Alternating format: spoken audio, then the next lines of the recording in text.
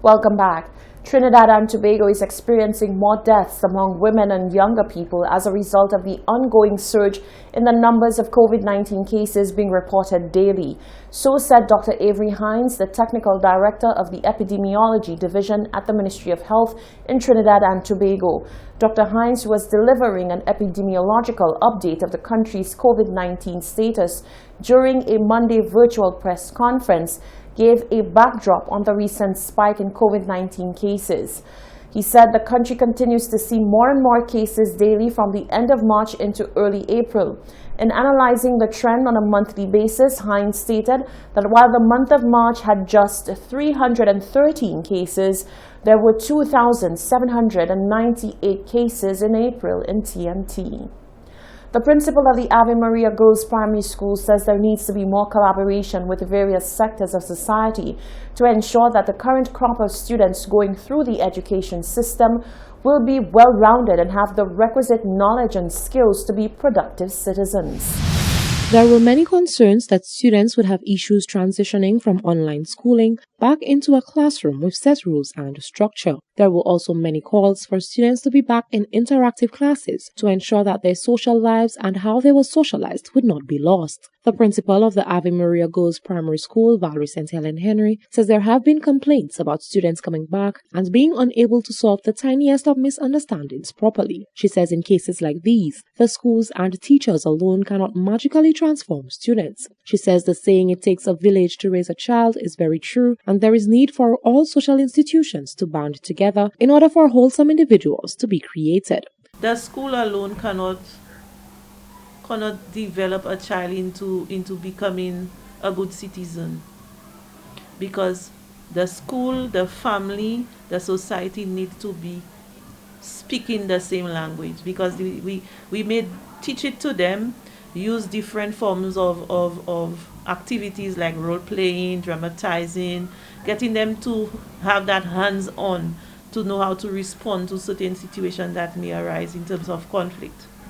But when they go out there into society, or they go into their communities, or they at home, what they hear is different to what is being told to them at the school.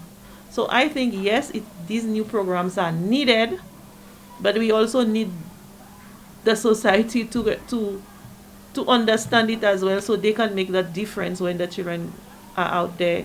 St. Helen Henry says at the school level, there are programs in place such as Education for Democratic Citizens, EDC, that teach students how to deal with real-life situations and conflicts. It teaches a lot of these values and how to interact with each other. So if they are not there being with each other, they miss out on how to grow and how to deal with conflicts that may arise. You may be online and you tell them, you give them the scenarios, but they have to be able to do the hands-on so that they know how to interact with each other. And yes, the fights will be there, because again, they have to learn how to respond and how to react to certain situations that arises throughout their lives. So it prepares them for the world out there as they get older to become good citizens. And that's what we preach. We do that with them within the schools. She says the links are usually made between one's education and ability to communicate and crime, but she says the buck does not stop in the classroom, as society has a huge part to play in the type of individual a student turns out to be. Reporting for Hot 7 News, I am Genevieve Gonzague. Thank you, Genevieve. The World Health Organization has advised some countries to use expired vaccines on their citizens, but CNN's Zain Asher spoke with the president of Malawi about why he will not accept expired vaccines. The WHO, though, says that African nations should really use up the vaccines that it has already been shipped, regardless of whether or not those vaccines have expired. Malawi has said that they're not going to use expired vaccines on their population, despite what the WHO has said. Why not? We don't want people thinking that we are settling just for anything that comes our way, even if it is expired. People shouldn't be thinking that we are a dumping ground.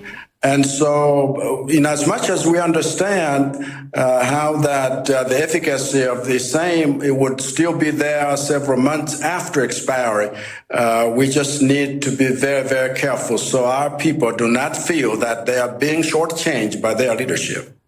Okay, but Mr. President, I understand that a lot of African countries do have vaccine hesitancy. However, the WHO has said that these vaccines, even though they may be expired by a month or two, are still safe to use, especially given that Malawi and other African countries are in a very desperate situation when it comes to this vaccine rollout. Are you saying that you don't trust what the WHO is saying? The WHO has been saying a lot of things that have not been accepted everywhere, uniformly. And so what we are saying is we need to sensitize our people, and it is our duty to be able to stand with our people so that we can move together. It's not a matter of trying to force everyone to take vaccines, but rather to lobby everyone to do that so we can save more lives. That report from CNN. Stay with us when we return the latest weather forecast.